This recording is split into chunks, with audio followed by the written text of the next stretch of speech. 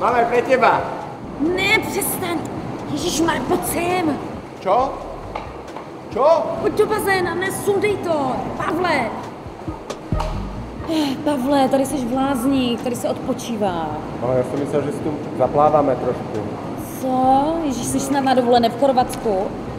Víš co, radši jdeme pryč, protože fakt se všichni dívají a já se za tebe stydím. Ano, tak já už jen ticho.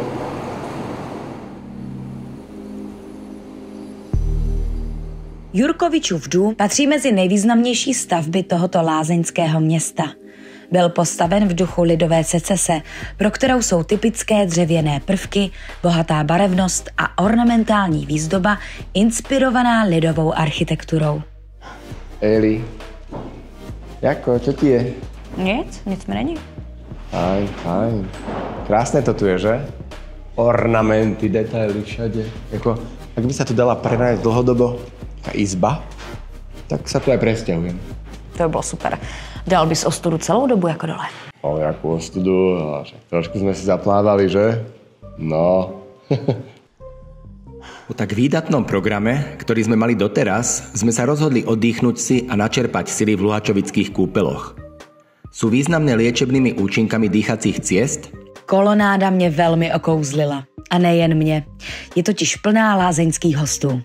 Představuje vynikající příklad industriálně čistého, vzdušného a moderního lázeňského prostoru.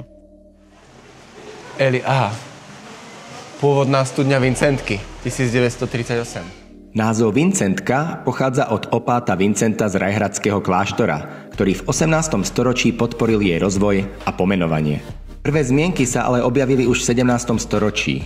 Vincentka sa využíva vnútorne aj zvonka. V pitných kúrach, inhaláciách, sprejoch či kúpeloch. Eli, tak na zdravie. Ahoj.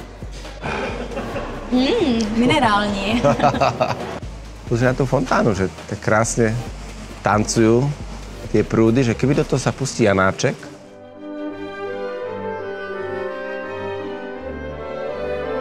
Sluneční lázně byly prvním zařízením svého druhu v celém Rakousko-Uhersku. Pacienti se zde opalovali, cvičili, otužovali a odpočívali. Bylo to něco jako průkopnická forma dnešních wellness center. Dnes plní účel kultúry a histórie. Je tu expozícia kúpeľníctva minulého storočia a tiež expozícia venovaná architektovi Jurkovičovi a skladateľovi Leošovi Janáčkovi, ktorý k Luhačoviciam ako si patrí. To je nádhera, co? To je? Já se tu cítím jak v jiném století. No, to bude asi preto, že to vytvoril Dušan Jurkovič v minulom storočí. Vieš, ktorý? Ten, čo urobil... A jo, tu mohylu na Bradle. Štefánikovu. Ano, máš pravdu. A víš co? Tady ve Slunečních lázních je muzeum právě Dušana Jurkoviče, ale i Leoše Janáčka. Ano. Protože když se zaposloucháš, víš, co slyšíme? Leoše Janáčka. To je pravda. A on to sa tady krásne spája, pretože ja som vyštudoval jeho akadémiu v Brne. Aha, a já jeho konzervatoř.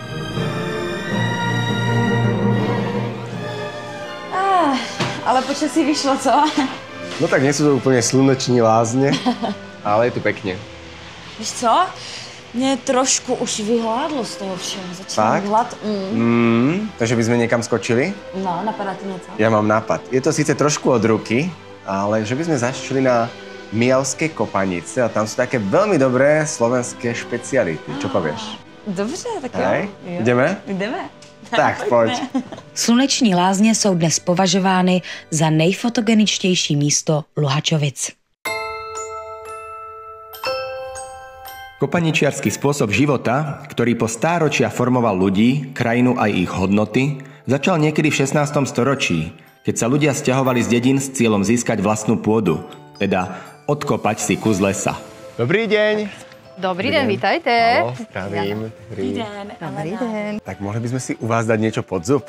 Ale samozrejme, že by ste mohli. Akurát sa k večeri chystáme. Len treba, mladý pán, drevo nakálať do pece, aby sme mohli prikúriť. A pani, že by nám pomohla s cestom a šulance vyšúlať. Dobre? Tak poďme do toho. V Túre Louce, městské části Mijavy, se nachází živá expozice selského domu z 18. století. Najdete tam tedy hospodáře, hospodyni Tak kúkaj. a všechno, co k tomu patří. Tak, jako tomu bylo před 150 lety. Tak počkaj. Počkaj, dám druhé, lebo tam je nejaký súkol. Pálo zastal zdatnou mužskou práci v domě a já jsem si vyzkoušela, jaké to bylo postarat se o hladové krky tradiční selskou kuchyní na Kopanicích. Cesto máme zarobené, len zemáky, múka, vajíčko. No a teraz si vyšúľame teda taký šúlec z toho cesta. No dievčence, ako vám to ide? Krásne ich máte. Jo. Už len do vody ich dáta zavariť.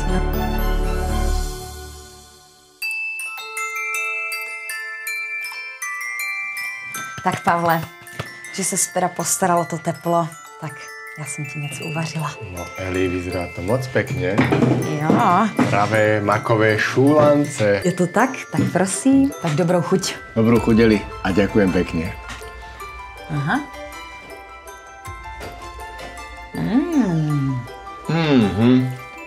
Ňam, Eli. Už mám aj pocit, že tak zvianočnieva, už je skoro tma.